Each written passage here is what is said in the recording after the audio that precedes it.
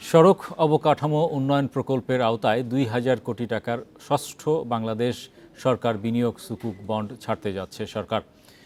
বুধবার বাংলাদেশ ব্যাংকে পাঠানোর এক সংবাদ বিজ্ঞপ্তির মাধ্যমে তথ্য জানানো হয়। বান্ডেল থাকলে প্রতি সেনমানিতে টাকা বাঁচবে। বিকাশ সেনমানি বান্ডেল কিনে জিতুন প্রতি লেনদেনে। রাজশাহী বিভাগের গুরুত্বপূর্ণ উপজেলা ও ইউনিয়ন সড়ক প্রশস্তকরণ ও শক্তিশালীকরণ প্রকল্পের বিপরীতে এ সুকুক বন্ড ইস্যু করা হবে। ৭ বছর মেয়াদী এই সুকুক ইস্তিসনা ও ইজারা শরিয়া সম্মত পদ্ধতিতে ইস্যু করা হবে, যার মাধ্যমে ৮ জেলায় ৬৫ উপজেলায় পল্লী সড়ক প্রশস্ত ও শক্তিশালী করা হবে।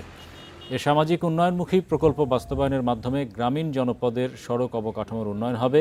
এতে সড়ক নিরাপত্তা ও ধারণ ক্ষমতা বাড়ানোর পাশাপাশি কৃষি ও অকৃষি পণ্যের ন্যায্য মূল্য নিশ্চিত করা সহজ হবে।